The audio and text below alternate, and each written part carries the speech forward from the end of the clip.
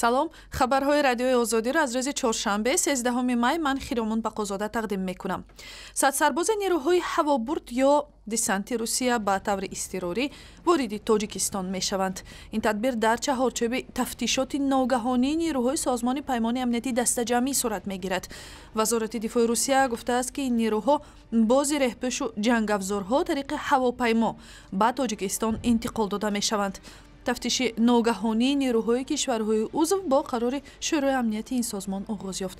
Қарор аст ин тафтишот бо размоишҳои муштарак дар Тоҷикистон ба анҷом расанд. дар ин замина як масъули вазорати дифои Тоҷикистон мегӯяд, ин бори аввал аст дар ҳудуди Тоҷикистон чунин як гем ки ба таври агар гем саҷиши омодагии ҷангӣ ҷузу томҳои созмони аҳдномаи амнияти дастаҷамӣ ба таври як машқ гузаронда мешавад, то ин ки дар сурати таҳдиди хатар ба давлат, то ин ки ҳамин ҷузу томҳо вазифаҳои ҷангии худро иҷро карда тавонанд.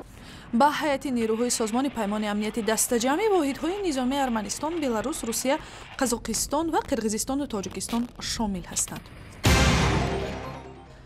котиби давлатии Иёлоти Муттаҳидаи Амрико Ҷон Керри дар Туркия гуфт, дар музокирот бо президенти Русия Владимир Путин ҳушдор додааст, ки ҳоло барои Москав як марҳилаи хеле ҷиддие дар амри иҷрои шарти оташбас дар шарқи Украина расидааст. зимни суханронии имрӯзаш дар нишасти вазирони умури хориҷии кишварҳои узви паймони низомии НАТО Керри гуфт, ки Русия ва ҷудоиталабони украинӣ бояд созиши оташбаси Минскро риоя кунанд. яке аз масъалаҳои мавриди баррасӣ нишасти НАТО ҳам дар Анталия бӯҳрони Украина, нооромиҳо дар ховари миёна аз ҷумла Сурияву Ироқ будааст. ин мавзӯъҳо рӯзи 12 май дар музокироти тӯлонӣ вазири умури хориҷии Амрико Ҷон Керри бо ҳамтои русаш Сергей Лавров ва президент Владимир Путин дар Сочи ҳам матраҳ шуд. Керри ва Лавров баъдан дар баробари хабарнигорон хулосаҳои музокироти худро баён карданд. баъзе мунаққидон мегӯянд, ки ин музокирот қариб ки бенатиҷа анҷомид.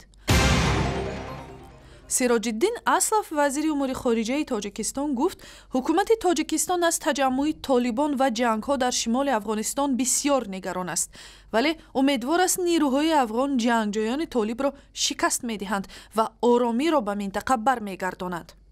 Сироҷиддин Аслов, ки рӯзи 12 май дар шӯрои пажӯҳиши умури ҷаҳонии Ҳинд доир ба сиясати хориҷии Тоҷикистон ва таҳдидҳои минтақавӣ дар ҳузури коршиносон ва дипломатҳои ҳиндӣ суҳбат мекард, гуфт,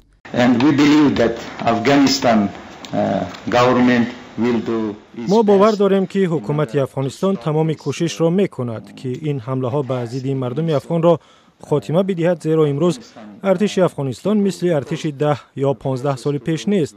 нерӯҳои Афғонистон имрӯз бисёр қавӣ ҳастанд ва қудрат доранд, ки алайҳи террористону толибон биҷанганд.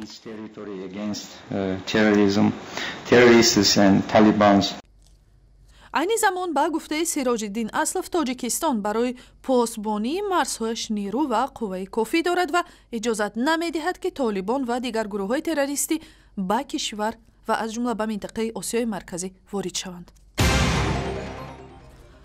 нисфи рӯзи занони деҳоти Тоҷикистон бо кашондани сатилҳои об сарф мешавад. чунин аст хулосаи таҳқиқоте, ки аз ҷониби барномаи оҷонсии Швейтсария оид ба рушд анҷом шудааст. Регина Гуян, раҳбари ин таҳқиқот, рӯзи чоршанбе 13 май дар ҳамоише дар Душанбе бахшида ба мавзӯи нақши занон дар бахши оби Тоҷикистон гуфт, таҳқиқоти онҳо дар вилояти Хатлон ва ноҳияи Рӯдакӣ нишон додааст, ки ҳамарӯза кӯдакону занон дар ин манотиқ ҳадди аксар то 8 соати рӯзи худро барои обкашонӣ сарф мекунанд.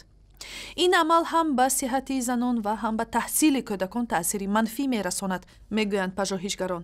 ин таҳқиқот собит кардааст, ки дар рӯстаҳои кишвар танҳо 48% аҳолӣ ба оби безарари ошомиданӣ дастрасӣ доранду халос.